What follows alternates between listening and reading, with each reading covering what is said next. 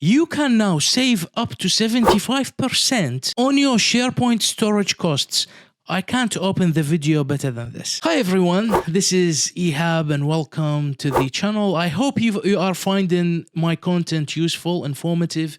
I love to read your comments and encouragement and feedback that enables me to continue and do better. At Ignite 2024, Microsoft have given us further updates about the M365 backup and restore features that will be available for businesses. Why did they introduce this? They do realize that you have enterprise users within the M365 ecosystem. These enterprise organizations, they have terabytes and terabytes worth of data living inside their SharePoint.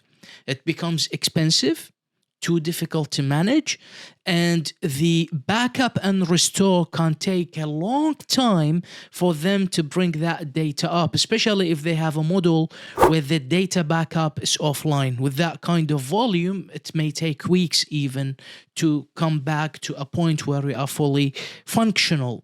With the new features that are part of the backup, M365 backup and restore business continuity model, once you enable this and utilize it through a pay-as-you-go service, you can get back your data as is without the need for you to recreate pages, recreate sites, recreate security groups within your SharePoint environment. Your data will be restored as is, fully functional and ready for use. This is a game changer, something we've never had before. Even I remember in the days where I worked with SharePoint on-premise, the backup and restore and the SQL and blobbing and all that stuff was an absolute nightmare. Now, within hours, you can get terabytes of data back to be fully functional. But beyond the benefits of the business continuity and disaster recovery measures, how can this be useful to us to cut our expenses down for storage? If you have worked with Azure, depending where you live, this is a big topic of debate. How do you pronounce it? Azure, who knows? You see there is a model around your storage to bring your costs down. So you could have hot storage, you could have cold storage. There are different scenarios about the speed of operation, how fast does it take for that information to be brought back up. There are different factors and that impact costs. So when you have a cold storage model, you pay less. And this is now going to be available in SharePoint. Yes, it's going to be available in SharePoint. When you archive a site with all its data, the storage metrics is going to be taken out of your quota, put in a cheaper storage that Microsoft manages as part of M365.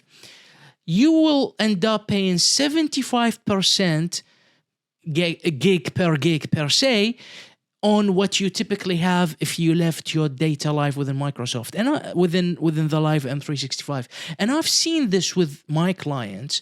Many of them have data that dates back to 5, 6, 10 years, etc. They know they want it. They know they need it. They're not ready to destroy it. It's essential to what they need. They may reference it once a year, or maybe they need to reference it when they have a client similar to a client they worked with 6, 7, 8 years ago.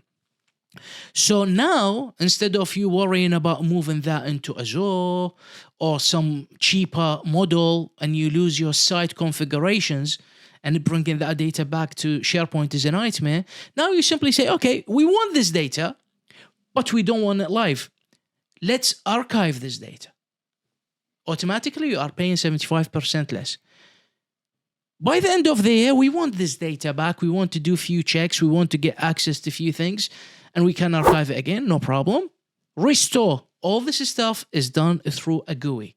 Your IT management now can manage all this for you with no complications, straightforward. You only need to have your policies, your conditions, your configurations correct for you to be able to do these actions. This is growing and more features is being added. One of the features that I liked the versions management, and I've worked with the clients who left the 500 default versions well and running and alive, and the more they work with their documents, they end up having, so every version you store, that's a document stored in the back end. So imagine all the space and storage that you're paying for because of your versions misconfiguration. Now you could build rules, you could put conditions, you can get rid of versions that have been there for a long time. You could say, okay, let's make sure all these sites only keep 10 versions, and if the oldest 5 versions haven't been used in 6 months, delete them, please.